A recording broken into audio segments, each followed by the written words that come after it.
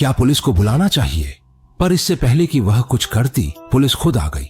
हैरानी तो तब हुई जब उस चोर ने ही पुलिस से कह दिया कि मैरी उसका पीछा करती है, उसके घर पर हंगामा करती है और उसके पिता को धमकाती है। मैरी अवाक रह गई। वह चोर पीड़ित होने का नाटक कर रहा था और खुद ही सुलह की कोशिश करने लगा। पुलिस के दबाव में मैरी को यह अपमान सहना पड़ा।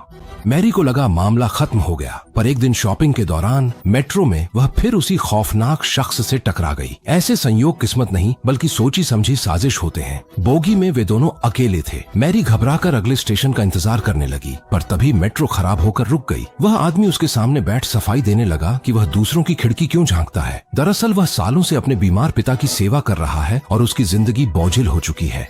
दूसरों से ध्यान हटाकर उसे राहत मिली। उसने कहा कि उस रात मैरी ने खुद बात की जिसे उसने एक खास दोस्ताना पहल समझा। उसकी बातों ने मैरी को थोड़ा शांत किया। दबाव में आकर मैरी ने पुरानी गलतफहमी की माफी मांगी, पर औरतों की छठी इंद्रिय तेज होती है। उसकी बेचैनी अब भी बनी रही। उसे लगा कि मामला इतना सीधा नहीं है।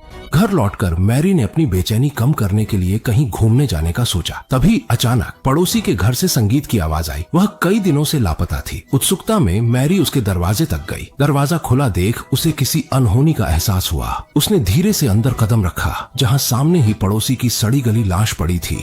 चिल्लाने से पहले ही पीछे खड़े आदमी ने उसे बेहोश कर दिया। होश आने पर मैरी ने खुद को बंधा हुआ पाया। सामने वही डरावनी महिला थी। वह गर्व से मैरी की मासूमियत का मजाक उड़ाते हुए हंस रही थी कि उसने झूठे किस्से पर यकीन कर लिया। वह खुलासा कर रही थी कि हालिया सीरियल किलिंग की असली कातिल वही है। वह अक्सर अकेली युवा महिलाओं को निशाना बनाती थी। फिर उसने बेरहमी से मैरी का गला काट दिया। खून से लथपथ मैरी रेंगने लगी, क्योंकि दराज में पिस्तौल थी। यही आखिरी मौका था, पर ज्यादा खून बहने से वह बेहोश हो गई। तभी जब हत्यारिन जीत का जश्न मना रही थी, एक अनहोनी हुई। मैरी का फोन बज उठा। उसके पति का कॉल था। यह है। बाहर निकलते समय उसका पति उसे हैरानी से देखने लगा और उनकी नजरें मिली। दोनों की समझदारी ही इस त्रासदी को बताने के लिए काफी थी। भागने ही वाली थी कि तभी 2 गोलियां चली। मैरी चमत्कारिक रूप से जी उठी, जबकि हान की जिंदगी यहीं खत्म हो गई। उसका पति खून से लथपथ मैरी को देखता रहा। इसी पल वह समझ गया कि पत्नी के डर महज कल्पना नहीं थे, बल्कि उसकी असली यातना थी।